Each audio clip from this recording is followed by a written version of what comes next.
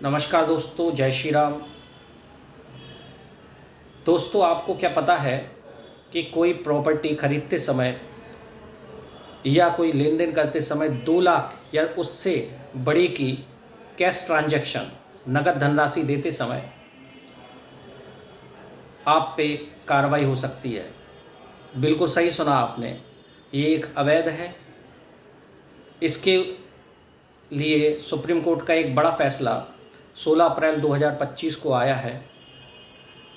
उसमें जो बात था वो RVANMS एजुकेशन इंस्टीट्यूट और बी गुनेशकर के बीच का मामला था। इस मामले के अंतर्गत जो शिकायत करता है उसने 75 लाख का ट्रांजैक्शन एक इमारत और एक ज़मीन के लेते समय एक कॉन्ट्रैक्ट एग्रीमेंट किया गया था, जिसके अंतर्गत सुप्रीम कोर्ट का 16 अप्रैल को जो आदेश हुआ वह यह हुआ कि पहली चीज़, यह जो कॉन्ट्रैक्ट हुआ था वह एक नॉर्मल एग्रीमेंट था, नॉर्मल कॉन्ट्रैक्ट था, जो कि उस ज़मीन पर आपको मालिकाना हक, टाइटल या पोजीशन दिलाने में असमर्थ है।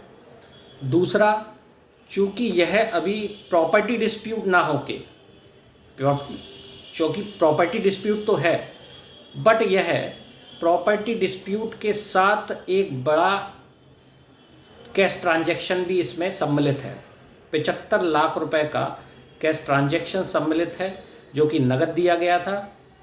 तो ये प्रॉपर्टी डिस्प्यूट के साथ साथ कैश ट्रांजैक्शन का मामला भी बनता है। तो इसको सुप्रीम कोर्ट ने खारिज कर दिया।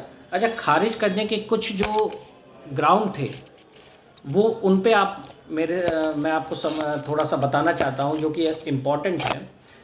सबसे पहला जो ग्राउंड उन्होंने बताया न्यायालय ने कि एग्रीमेंट टू सेल एक कॉन्ट्रैक्ट है, ना कि एक मालिकाना हक। यानी जो एग्रीमेंट टू सेल होता है ये एक नॉर्मल कॉन्ट्रैक्ट होता है। इस पे आप उस ज़मीन पर टाइटल, पोजीशन या मालिकाना हक नहीं ले सकते। दूसरा, चूँकि यह मामला 2 लाख से ऊपर कैश ट्रांजैक्शन का है, तो 2 लाख से ऊपर के जो कैश ट्रांजैक्शन के मामले हैं वो under section 269 income tax act 1961 के अंतर्गत एक वायलेंस है, प्रतिबंधित है। इसलिए अदालत ने ना सिर्फ इस मुकदमे को खारिज किया बल्कि निर्देश भी जारी किए कि नगद दावों की सूचना टैक्स अधिकारी या इनकम टैक्स डिपार्टमेंट को जरूर दी जाए।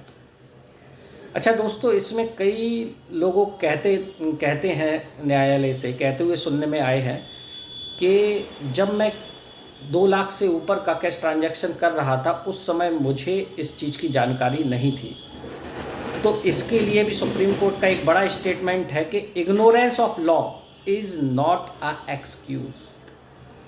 तो इस चीज़ को आप लोग एक इन्फॉर्मेशन रखिए, समझिए। जब भी आप एक लेन देन करते समय 2 लाख से ऊपर का ट्रांजैक्शन करते हैं तो कहीं ये आपके लिए नुकसानदायक ना हो।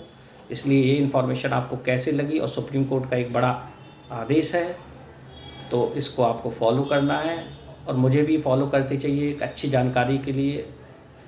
जय हिंदुस्तान, जय सुप्रीम कोर्ट, धन्यवाद।